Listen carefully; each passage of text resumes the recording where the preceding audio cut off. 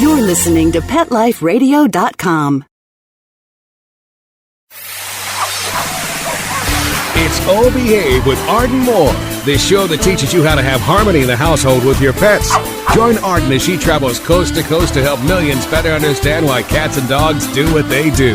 Get the latest scoop on famous faces, their perfectly pampered pets, and who's walking who in Rin Tin Tinseltown. From famous pet experts and best-selling authors to television and movie stars, you'll get the latest buzz from wagging tongues and tails, garner great pet tips, and have a doggone fur-flying fun time. So get ready for the pause and applause as we unleash your Oh Behave host, America's pet edutainer, Arden Moore. Welcome to the Oh Behave Show on Pet Life Radio. I'm your host, Arden Moore. Hey guys, today it is time to separate fact from feline fiction. What do cats really think about us humans? What are the best places for cats to deposit hairballs or yuck, puddles of vomit?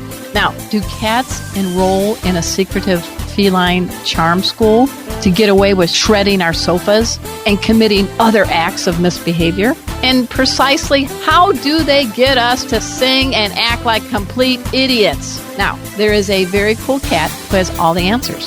This is an 18-pound cat named Quasi, who has, quote, authored The World is Your Litter Box Deluxe Edition, a how-to manual for cats.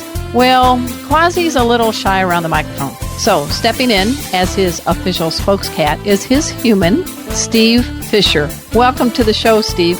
Thank you. It's great to be here. All right. Now, folks, this is going to be anything but a cute cat book, I promise. In fact, it's got a lot of catty comments that are pretty candid and some hilarious insights from the fine feline named Quasi. So you're going to get ready, please, to be surprised about what cats really think about us two-leggers. But first, you know the drill. We got to pay for this show. So sit and stay, groom yourself. We'll be right back. Time for a pause. 4 furry ones, actually. Sit and stay. Oh Behave will be right back.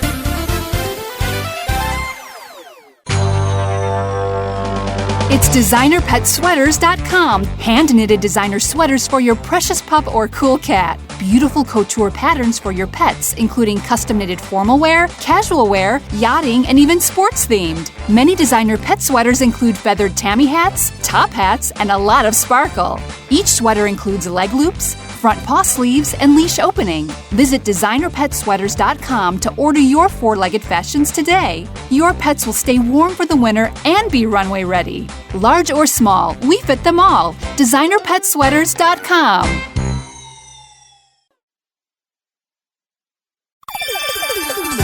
Let's Talk Pets on PetLifeRadio.com. Oh Behave is back with more tail-wagging ways to achieve harmony in the household with your pets. Now, back to your fetching host, America's pet edutainer, Arden Moore.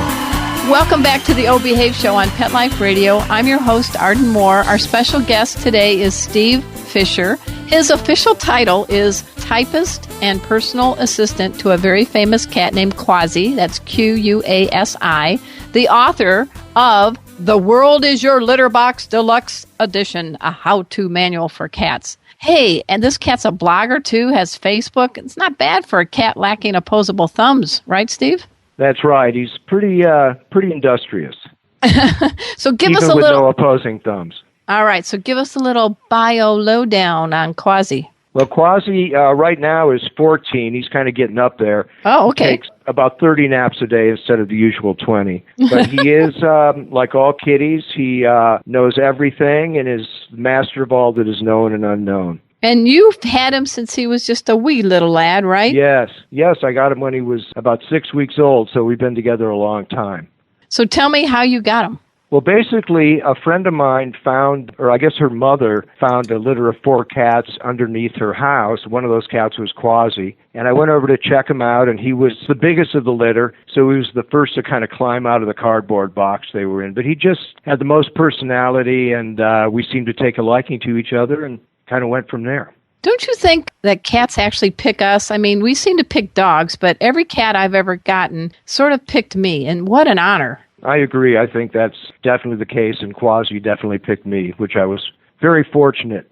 Now, real men love cats. So this isn't just a tiny little kitty. It's a beautiful white cat that you said has a little bit of Siamese, so there's a little nice talking to you kind of, right? But this cat, I think, is about twice the size of my cat, Zeke. Yeah, he's a big guy, but he's he's a sweetheart, though. He's not, you can pick him up and do whatever you want with him. He's very gentle, but he is a big cat. And, he weighs about how much, 18 pounds? About 18 pounds, yeah. So there's your physical gym membership you just saved, right? You could do Quasi reps. Yeah, I bench press him every day about 20 or 30 times, and that takes care of my gym exercise. So, I think it's hard to tackle the topic of humor, but you really got into the mind of Quasi. What inspired you? Now, this isn't the first book by Quasi, but this is kind of a souped-up version. From what I understand, you did an original book, The World is Your Litter Box, but then you've added some chapters and some posts from Quasi's blog. So how did you even think about, I think I'm going to write a book from Quasi's viewpoint? Well, basically, I've been writing other things, but just every once in a while, one of my friends would say to me, "Hey, how's Quasi doing?" And I would respond by saying, "Oh, he's doing great. He's working on his memoirs, The World is My Litter Box." And then everybody thought that was kind of funny, so I basically changed it from The World is My Litter Box to The World is Your Litter Box, and just kind of went from there. The original book was published by Sterling, which is a New York company, in 2008. And it had a nice little run, then went out of print about a year and a half ago. So I reacquired the rights and reissued The World is Your Litter Box. So the World is Your Litter Box Deluxe Edition has the first book, The World is Your Litter Box, in its entirety. It has 6 chapters from Quasi's second book, which is called The World is Still Your Litter Box, and then the best of his blog posts. So it's pretty meaty, I would say. Meaty, and there's a little kitty meanness, not intentional. But cats, I always say that cats put the C in candid, the A in attitude, the T in tenacious, and the S in so what. That seems to sum up Quasi quite well. What do you think? Yeah, I think you're right. I think that I never really thought of it that way, but I believe you're correct. Yeah, and the other thing, on the other end, I say dogs, they put the D in drool, the O in obey, the G in goofy, and the S in seconds, please. Yeah, well, that's good too. I like that. Now, Quasi's not quite the big friend of dogs. You had a list in your book. Quasi was saying, what are the acceptable pets in the household and which ones are not? Right. So give me a little bit of the ones that would be embraced with purrs and the ones that would be greeted with hisses if Quasi had a pal. Yeah, if Quasi were to have a co-pet, as you saw in the book, he's not real big on dogs, but goldfish are acceptable, very acceptable. Little lizards are also acceptable. He likes to pull the tails off those. And smaller pets like that, I would say, are more, I think the larger pets like a Komodo dragon or something like that would not go over too well. All right. Now, I went on the website, theworldisyourlitterbox.com, and I am looking at these reviews, and this is a who's who of folks in the feline universe. My cat, Zeke, the cool cat, Zeki, is going to join the list, if you're all right. She's got a Facebook page. So we're going to have to get Quasi and Zeke together, because Zeke's the only feline pet first aid cat on the planet. I'm sure Quasi would enjoy that very much. And she actually likes dogs. She has dogs that come to visit. She has puppy posses everywhere. She goes all over the country. So I think Zeke and Quasi should swap the little Facebook hellos, meows, and we'll bump up the volume. But I just want to ask, you have somebody named Mouse Breath that wrote a testimonial. Tell me a little bit. Oh, yeah. Mouse Breath is put out by a woman named Karen Nichols, who also writes for Catster. And Mouse Breath it's sort of a kitty blog, but they've got a lot of different cats who contribute to it, including Quasi. It's a good little page. I would recommend it to anybody who loves cats. Sparkle, the designer cat. Now, Sparkle's pet parent, Janice Garza, and I were at this big cat show in Del Mar, California recently, and Zeke came, and she was our magnet to get people to come to our booth. But you even got Sparkle the cat on board. I'm looking at some of these hotshot people. I think you have, Sandy Robbins. I love her. Yeah, she's great. Maybe we'll add some. But you're going to be giving away a book, right? Is Quasi going to put any paw prints on this book? I know you sign them, but... Yes, I'll sign it, and we have a special little stamp that Quasi uses that has his name on it, so he just pushes down on it with all this 800-pound might. So, yes, happy to do that. The first person let's make it the 50th person that emails arden@fourleggedlife.com and puts in the subject header litter box is going to get their paws on a dual autograph book signed by both Steve Fisher and Quasi. The world is your litter box. So again, arden@fourleggedlife.com, and be the 50th to send the email with the subject header litter box. And Steve and Quasi will dash out a new book and a new car, right? Did you say a new car? Oh, sure. Why not? Yeah. One Absolutely. of those Matchbox cars, right? Yes, we'll maybe throw in a private airplane too. All right. We're speaking with Steve Fisher. He helped assist Quasi in the making of this newest edition, the deluxe edition, The World is Your Litter Box, a how-to manual for cats. And I just want to get into it right now. You have a lot of lists in this book, and I have no idea how you became so creative or really paying attention to how felines operate. But share a few things that cats don't have to do that us hapless humans do. Well, let me find the chapter here. But basically, we've got a chapter in here called Cats, Jobs, and Responsibilities. So I just thought I don't want any cats that read this book to be overwhelmed. So we put in a list also of things that cats don't have to do, such as go to work and make difficult career decisions, attend boring cultural events with a bunch of snobby pseudo-intellectuals, yes, perform brain surgery, defrost the refrigerator, things like that generally we humans have to deal with, such as driving on the freeway at rush hour or any other time for that matter, things like that. So, again, we didn't want to overwhelm cats because they do have a huge number of responsibilities, as we discuss in the book, but also there are many things they don't have to do, so it kind of evens out. Now, one of the chapters is about jobs and responsibilities for felines. Mm-hmm. Touch upon one of their most irritating occupations, the wake-up call. Yeah, the wake-up call, of course, many cats are very proficient at this, but the wake-up call is basically when your human needs to be awakened, and all cats, Quasi included, I think, have various methods of doing it. Quasi tends to like to, get up and kind of march across both sides of me, and of course meowing and purring. But I think a lot of cats do this, and if I could interject one thing real quickly, I think one reason that people really like this book, at least this is what people have told me that seem to really like it, is that it's very relatable to many other cats.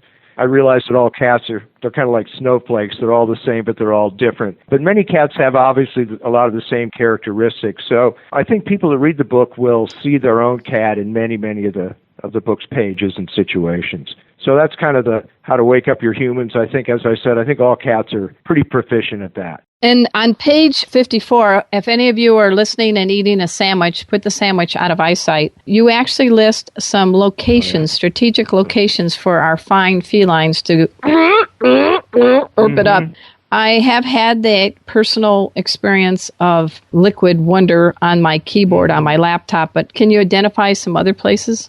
Sure, we've got, again, this is kind of a relatable subject because pretty much all cats do throw up from time to time. So one of them, a good place to throw up is in your human shoes, on a priceless oriental rug, on the hated vacuum cleaner, while it's standing idle, of course, on a food buffet during a party, things like that, I think. Also, this is a good one, too. From the top of the refrigerator onto the kitchen floor. It's like a Jackson Pollock art happening. Oh, my gosh. And, why don't they pick tile? Do they have something against tile? I think they do, yeah. I think it's more entertaining for them to throw up on something crucial or at least a rug to make it more exciting for us to clean up. All right, pick up on aisle 2. There's that Oriental rug getting another due. Yep, We're speaking with Steve Fisher. He, along with Quasi the cat, are the authors of The World is Your Litter Box Deluxe Edition, a how-to manual for cats. We're going to take a quick break, and when we get back, Steve, you better practice your vocal cords because we're going to have you sing a little bit. All right, we're going to find out what the heck he's going to sing after we take this commercial break. So sit and stay, and don't cough up any hairballs. We'll be right back. Time for a walk on the red carpet, of course. All Behave will be back in a flash right after these messages. Molly, here's your dinner. Zeus, that's not your food. Don't let that happen to your precious cat. Elevate your cat's eating experience with the Cat Tree Tray. The Cat Tree Tray keeps your cat's food off the floor and conveniently located on the cat tree. It's the perfect way to eat. It's a beautiful wrought iron tray that easily attaches to your cat tree and keeps dogs and other critters out of your cat's dish. A must for multi-pet households. There's a 6-inch tray for large bowls and a 4-inch tray for smaller bowls. Purchase your cat tree tray today. Go right now to cattreetray.com. That's cattreetray.com. CATTREETRAY.com.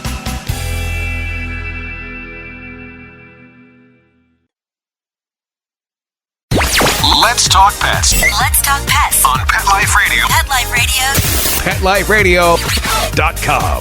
Hi, this is Jim Davis, the creator of Garfield, urging you to listen to the Oh Behave Show with Arden Moore on Pet Life Radio. Oh, yeah? We'll see about that. We're back from the lot. Just checked the paper and we had a record showing at the box. The letterbox, that is. Now back to Oh Behave. Here's Arden. Welcome back to the O Behave Show on Pet Life Radio. I'm your host, Arden Moore. Now, sure, there's American Idol and all these other singing places, but come on, guys, confess. How many of you sing to your cat? How many of you sing to your dog? How many of you might even have some little special jingles for your fine feline? I mean, my cat is Z-E-K-I, Zeke. And, of course, you can tell what decade I grew up in because I say, "Oh, Zeke, you're so fine, you blow my mind. Hey, Zeke, and she comes, right? That's a good one. I like that. All right, so you That's going to be a tough act to follow, I have to say. No, I don't think so. Your cat Quasi likes to eat. And so yes, he does. Tell us a little bit about this phenomena that Quasi has deduced about us two-leggers and share one of the jingles that you sing to Quasi. Come on, real men love cats and real men sing. Real men love cats and real men do sing to their cats. I think, quite honestly, just about everybody sings to their cats. But Quasi, basically, when I'm feeding him, I have a few jingles that I've made up that incorporate the name of the food. Right. And one of his favorites is Ocean Whitefish Treat. So when I'm dishing that up, I sing, Ocean Whitefish, Ocean Whitefish, Ocean Whitefish Treat. It's good for cats, it's good for cats, it's good for cats to eat. Take that, Jingle Bells. Yeah. And what does he do? Does he wrap his body around your legs? Does he sing with you? What does he do? Normally he gives me an oh brother kind of look. And he's basically interested in getting the food to the bowl as quickly as possible, or the bowl to in his eating place. So I think he puts up with any nonsense I might do during the process of dishing out the food. Now, have you ever done this in front of others, house guests, neighbors? I mean, do they know you sing to your cat? Well, yes, once, in fact, this is in the book, once I was singing that song very loudly, and I suddenly realized that it was in the summer, so our window was open and our neighbor's window was open, so I treated them to a rousing version of Ocean Whitefish Treat. I'm sure they thoroughly enjoyed it. Now, how did you get the name Quasi, Q-U-A-S-I? That is not, most people do Fluffy, Kitty, if you're a Calico, Callie. Where did you get this one? Well, you know, this is kind of an obscure thing, but years ago, I watched this. It was kind of a psychedelic cartoon, and it was called Quasi at the Quackadero. It's it won some film festival thing. It's pretty, I'd love to see it again. I haven't seen it for years, but I just thought the name Quasi was kind of a neat name, and I thought, well, there it is. So when I got Quasi, it fit perfectly, and he seems like a Quasi to me, so. I like the name very much, very much. Well, now, there's another two-legger in Quasi's life, Judy, correct? Yes. She is. And how do they get along? They get along very well. Quasi refers to Judy as Steve's female. Yeah. And Quasi does have some excellent things about females in the book. But he gets along with her very well. That wasn't always the case with some of my earlier dating episodes. But also, I think a cat, they definitely let you know if someone's acceptable or not. But Judy gets along with Quasi just fine. And he gets along with her. I think cats and dogs can be great date barometers because if that cat doesn't like your date, they can be, pardon the pun, history, right? Yes, exactly. And obviously, back in my single days, if Quasi didn't like someone, I just got rid of them immediately. Despite whatever good traits they may have had. Now, I have seen cats, and they're usually cute and affectionate looking and all that, but I have never before known that there's actually almost a dozen different cute postures that cats do learn. I don't know where they do, if they go on a secret webinar or something, they learn it. But I was hoping you could share a few of them. I've got to tell you, the one that my cat likes to do is the Sphinx, so you can identify that. But what the heck is a stoned hippie cute posture by cats? The stoned hippie is, first of all, How to Look Cute is one of the early chapters of the book, because in order to get away with everything in the book, if you will, this is an important thing for kitties to know. But stoned hippie is basically what happens is, if you're a cat, you want to sit in the middle of the floor or lie down and kind of have a mystified look on your face, sort of like, have a Cheshire cat grin. Mm-hmm. And then let your eyeballs droop until they're about halfway shut. And just kind of zone out there. It's a good one if your human is a hippie, maybe if they're listening to the Grateful Dead or one of the old 60s bands. It's good to kind of do stoned hippie at that time. It's very effective, I think. Now, what about the Sphinx? The Sphinx is a classic. You just mentioned that your kitty does that. That's pretty much all kitties. I think it's one of the best kitty poses. Basically, the kitty, if you're a kitty, you lie flat on the ground with your front legs extended, and then you hold your head up proudly and look straight ahead in a somber yet majestic manner. So I think most kitties are pretty good at the Sphinx. That's a good one. And then you've got upside down turtle. Yeah, that's a good one. I think kitties are pretty good at this. Basically, how to do upside-down turtle for a kitty is you just lie on your back and look very innocent and kind of curl your paws up in the air, have all your forelegs in the air with your paws curled. And you want to have your fangs protruding just slightly so they just show. And this is a very good pose to use also when you want to grab your human's arm and give it a good bite and a scratch, which we've described later in the book as Psycho Kitty. It's in the Amusing Tricks and Games chapter. But I think all kitties seem to do that when they're lying on their back. And, of course, we humans can't resist giving them a pet on the tummy and then the arm grab and the bite. Yeah. Now, a lot of folks can relate to this, Steve. Cats get away with a lot more than dogs or kids or our spouses or mates. I mean, you have a whole section about how training cats, thank you very much, Quasi's training a whole new generation of felines, kittens and cats, how to get away with unacceptable kitty behavior. So you laid down some rules for Quasi years ago, but it sounds like you got the paw. So tell me a little bit about what are some unacceptable behaviors and what is it about us that we just like, oh, that's so cute. I got to go buy a new sofa now. Well, you're right. In fact, in the chapter called How to Tell If Your Human is a True Cat Nut, we kind of discuss this. But one thing in our household, no matter what Quasi does, it's always our fault. For example, if I am maybe trying to brush him and I get a little scratch or a little bite, it's just because I was brushing him. It's obviously my fault. Or my hand was in the way of his mouth. But there are a few things that I do have, some rules that I kind of like Quasi to follow, not that he does. But one of them is I don't like him to get up on the computer table while I'm working. He's, I'm afraid he'll knock over the monitor or maybe walk across the keyboard and send something out that I don't want to go out. We also like him to stay off the kitchen table and not eat anything he might find up there. We also don't like him to open kitchen cabinets, although he does. Also, one of them is never claw the arm of the couch, which he just laughs at.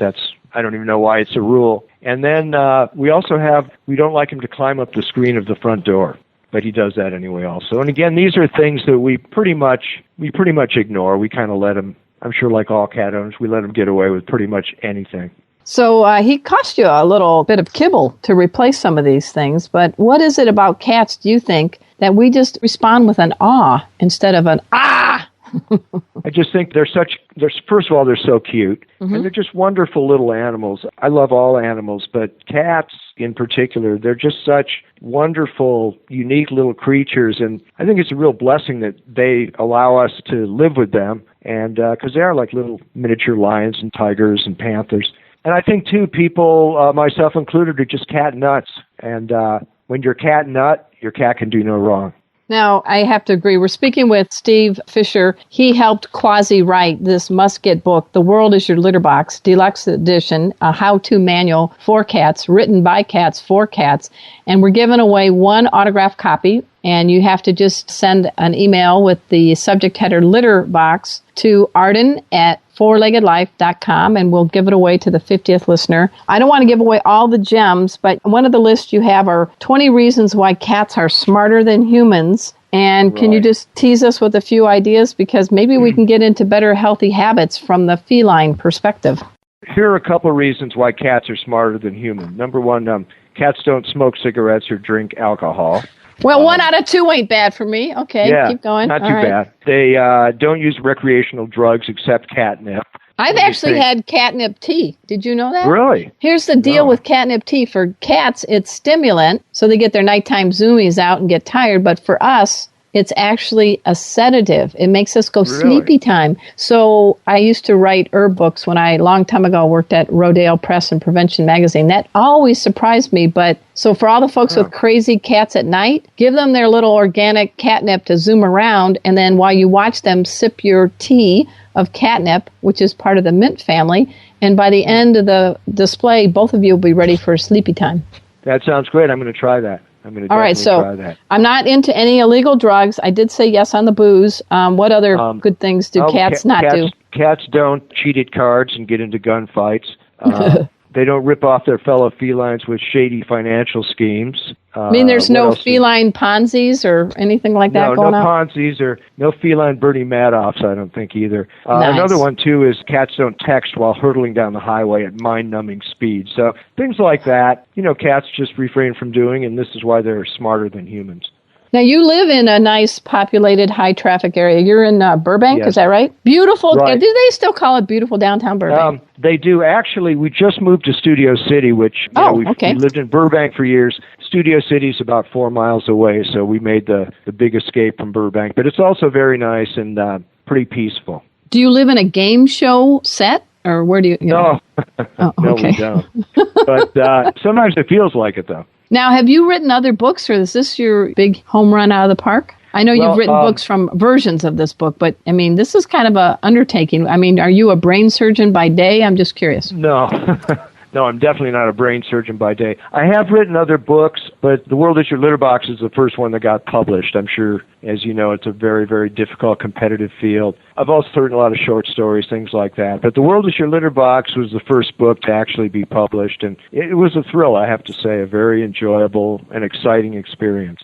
Is Quasi within the view of the mic? Will Quasi say anything to us, or has Quasi just been taking everything in from this interview and downloading it for his sequel? Quasi, actually, because I don't have a landline anymore, we came over to my wife's office. So Quasi's at home. He's either on yard patrol or taking one of his 30 naps a day. But we'll definitely, when this airs, we'll definitely have him listen to it. All right, and hopefully he won't hiss at me. No, he won't. Quasi's a pretty much of a sweetheart. He's very friendly, and he only hisses if he absolutely has to.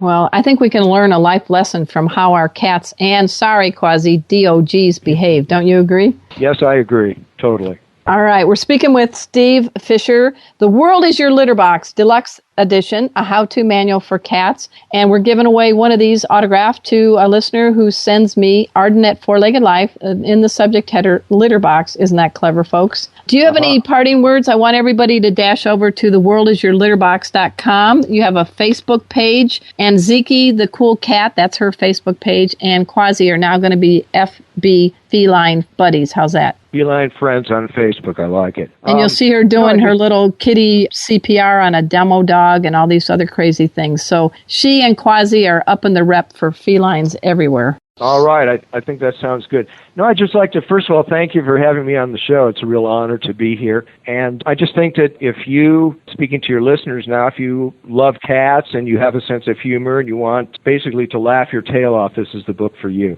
And also, I should say, a lot of the book, too, it's not just, has a lot of, kitty antics in it, but also there's a lot of, the book is sort of underscored by the relationship between me and Quasi. So there's a lot of cat versus human type stuff in there that I think is pretty amusing, and I think a lot of people will relate to that. But the book is available both in softback and ebook. The ebooks are really cheap, like $3 or a little bit more. And you can get them anywhere online, anywhere from the online bookseller, and you can read it on any device if you want an electronic version of it. And then, of course, if you're old school like me and you want to read the paperback version, you can get that too.